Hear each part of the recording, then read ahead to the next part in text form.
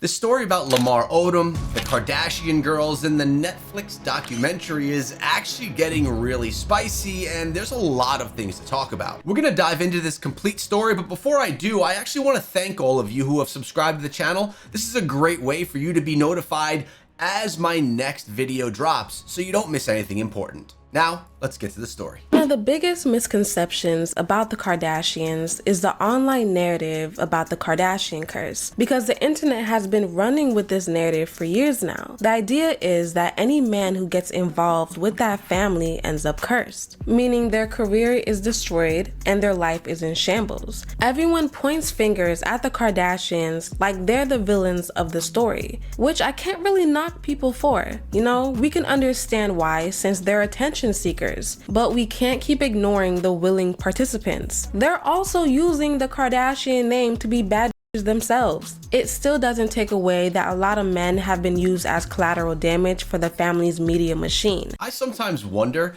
if the reason that the men that are with the Kardashian women fall to shambles is because they have a difficult time coming into the life that the Kardashians live, seeing the things that the Kardashian women see. This directly can relate to things that relate to evil Hollywood, to the Epstein files, which we typically talk about here on the channel as well. They have used a lot of people to come up, like Nick Lachey, for example. He was huge in 2006. Nick and Jessica Simpson had just ended one of the most public marriages. He became more famous from the divorce than he ever been from music. Kim and Nick went on a date to the movies, and next thing you know, they walk out of the theater and there is a swarm of paparazzi waiting for them. I think we went on one date together, but no, I never did hear from Kim on that one. Ironic timing, very, very. What was the date you went on? We went and saw Da Vinci Code together. Really? And did she like it? She left about halfway through. She left the date and halfway went to through? the restroom, and then shockingly there were 25 paparazzi when we left the theater. So I think there were other things in play on our little. And so and after you left the theater, did you go for like a nightcap? It was a matinee, Andy. Oh, matinee. wow. Yeah, it was an afternoon movie. No, Wow. it was honestly, it was the most. Do you think she was trying to like get back at someone or something? You know, this was early on in the Kim Kardashian kind of. It seems like this date was more of a publicity stunt by Kim Kardashian than an actual date, and I think that Nick Lachey was actually leaning into that, because when she went to the bathroom, she may have made some calls, get the paparazzi there, and then everyone can see her with Nick Lachey, who was pretty hot at the moment, really popular inside of media, to get her media bump up. That has been the Kardashian playbook. They position themselves next to fame. And when these men's lives fall apart, the Kardashians are always the first ones to get blamed. Lamar Odom's documentary on Netflix put into words what I always kind of thought. These guys are not victims. They use the Kardashians just as much as the Kardashians use them. With this documentary, I am surprised that the kids, Lamar's baby mama, and Lamar himself openly admitted that Lamar got with Khloe because he wanted to be a part of her lifestyle. When they met, they moved pretty quickly within their relationship. By quickly, I mean immediately on red carpets together, and after dating for just a few weeks, Lamar proposed. I've never had someone tell me so many times a day how pretty I am and talk to me like that and just make me feel like I am everything that he says I am. He clearly had an ulterior motive, and I think that they're right in saying that both parties in many of these relationships were looking for something to increase their fame, increase their exposure, and increase the amount of money they make at the end of the day. 9 days after their engagement, they were married in a star-studded ceremony in Beverly Hills. Over 250 guests, not including Lamar's family or children. His kids admitted that they never even met Khloe when Lamar married her, but they watched it on Keeping Up with the Kardashians. The Kardashians have Kourtney and Khloe Take Whatever, Khloe and Kim, and all these little spin-offs. Us, the viewers, believe that Kris wanted another cash grab by making Lamar and Khloe get their own spin-off after the wedding. Just to find out that the tables have actually turned once we learned that it was actually Lamar who begged Khloe for the show. It ran for 2 seasons, it followed them as newlyweds, and also featured Rob, who had just moved in with them. This is also the year that Khloe found out about Lamar's use, which I'm not too sure I believe, because apparently Lamar's drug use was an open secret. I think she knew, but I'm sure in Hollywood there's a lot of people who do drugs, so it's seen as normal. I think she didn't know the extent of his drug habit since they literally got married within a month of dating. I have to agree with that. If you know someone for a month, you know what that person wants you to know about them. You put up your best self in the beginning of relationships. It's just what happens. And you do see the true person, but maybe a more polished version of that person. And I think that she was clearly seeing that more polished version of Lamar during their early stages, which in the early stages, they went all the way to marriage and then, locking in a 2-year contract for a show. She probably assumed it was a regular Hollywood addiction, not a crackhead addiction. The cheating allegations surfaced publicly and pretty quickly. It didn't take long before Khloé had to start doing damage control behind the scenes. His drug use was escalating badly as Lamar started to let his mask slip. Lamar would disappear for 12 hours or days at a time on benders and no one could find him. She also admitted that she was secretly cleaning up after him in hotel rooms so housekeepings wouldn't sell the stories to the press. She described herself as an enabler, not because she knew what she was doing, but because she felt desperate and needed to protect him and cover it up. Now, I would say with cleaning up the hotel rooms, she's not only looking out for him, she's also looking out for herself as well, because they are married and they are tied together with any news that does come out. So if news comes out that he was on a bender in a hotel room, she is directly attached to that, and it's going to taint her name as well. On a 2014 episode of Keeping Up with the Kardashians, Khloé broke down and admitted that on her birthday, the previous year, she had lied to everyone and said that she was with Lamar, when in reality, he had disappeared with another woman and she spent her birthday completely alone. Let me tell you something. Last year on my birthday, I lied to everyone because I had to lie and say I was with my husband when in fact my husband was missing with another girl, okay? And I lied and I gave up my Beyonce tickets to Kendall. That's how badly I was hiding. And she gave up Beyonce tickets.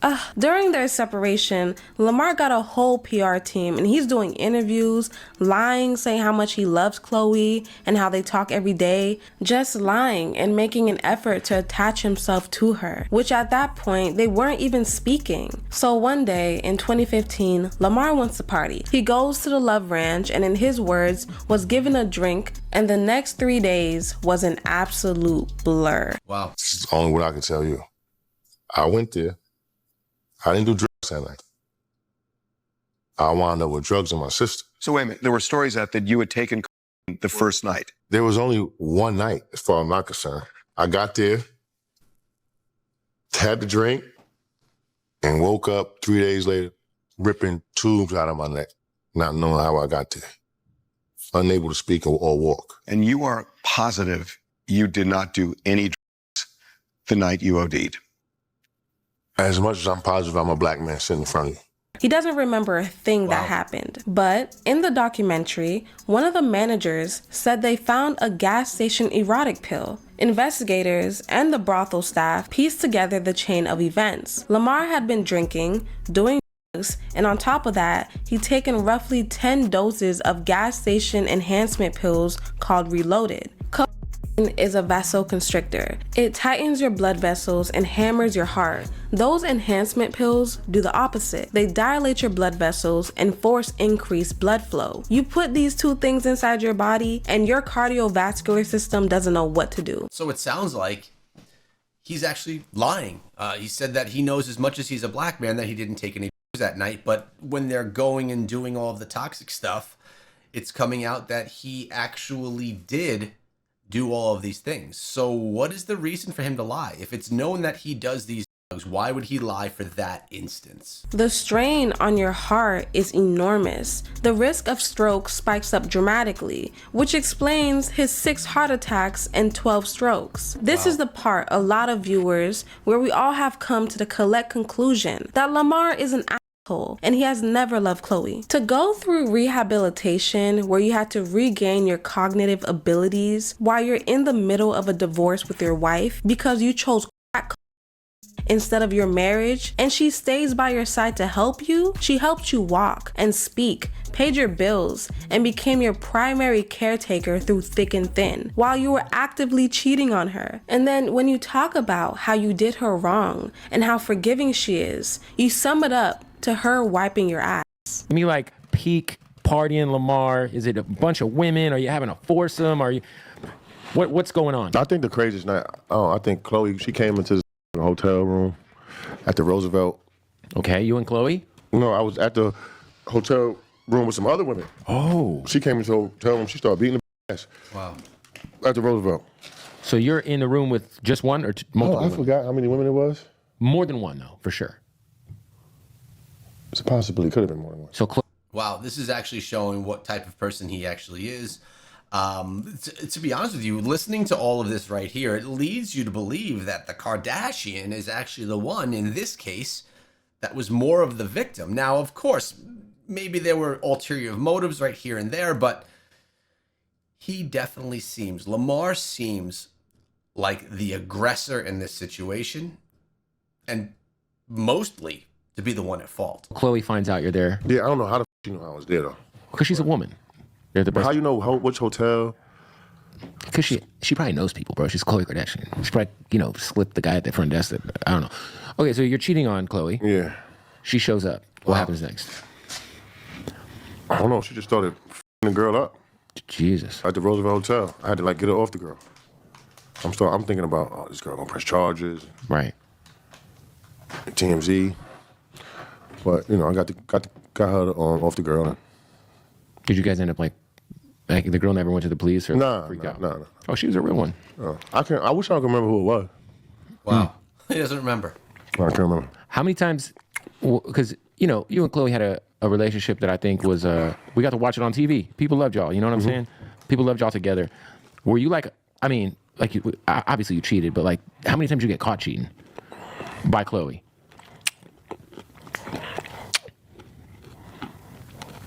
Wow, I guess to think. Me too. That's not bad. She seems like a forgiving person. She is. She wiped my ass when I was recovering. Yeah. That's how much she loved you.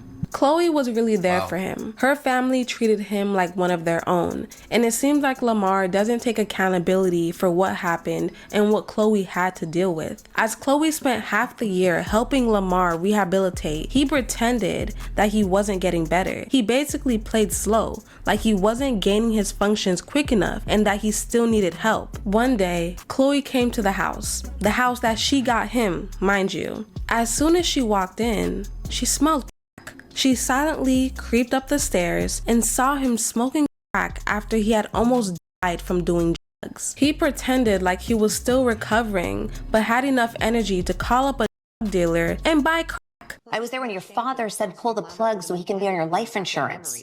Okay. I was there. So was Kim, so was my mom. Vegas to Cedars. I was there through it all. I remember everything. I didn't leave you for 4 months. I got staph infection because I lived in a hospital. Do you remember why did we ever stop talking completely? No, I always think about that, and I know why. Why? Because how I did after that. Why on earth would someone that went through all, you can't talk. I had to teach you hot from cold, diapers, to walk, all that. If he was even thinking. But you had enough awareness to get a burner phone, to call a drug dealer, to get what you needed to get, to send security away, Well, to do what you needed to do for me to find out, and then for me to punch you in the face. Because I punched you in the face, I shattered everything in that house. I don't remember that.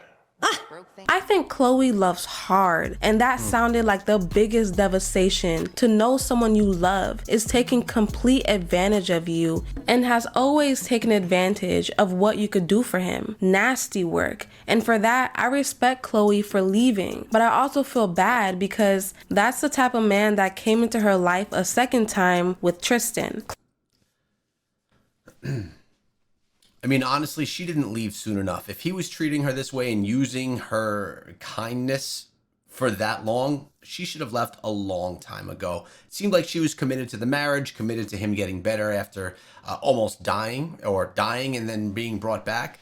But clearly he had one thing in mind, and that was Khloe has her flaws like everyone, but even with Tristan, he's also very fame hungry, and it's unfortunate that Khloe didn't choose her peace with Tristan. She has a caring heart and she genuinely wants to help people. Even after the absolute hell that Tristan put her through, why would I want to have a baby with someone who's having a baby with somebody else? I'm not like that deranged. Khloe Kardashian kept news of baby number 2 completely under wraps. And now we're learning more about why she held the secret so close. Tristan and I don't even know if I want to say Tristan and I am having another baby. The 38-year-old reality star and her ex, Tristan Thompson, welcomed their second child, a baby boy, via surrogate back in August, after it was revealed in December that the NBA star fathered a child with another woman while he was still with Khloe. Naturally, cameras were rolling as it all went down. I'll tell you, they really, or I should say, she really picked some good. Why go after these types of men?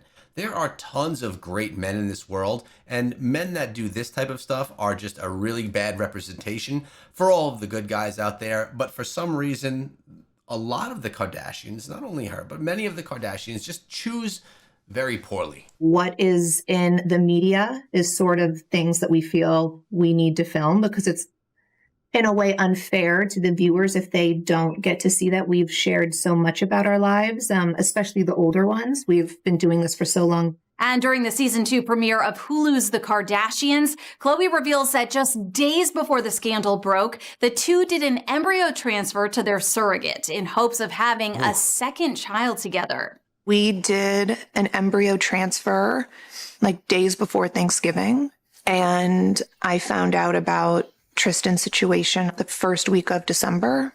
Coco claims that Tristan knew he was having a baby with this other woman, all the while he was also pushing her to move forward with the surrogacy process. I was definitely very angry, and I think feeling bamboozled. All I know is I was being encouraged to do it by a certain date.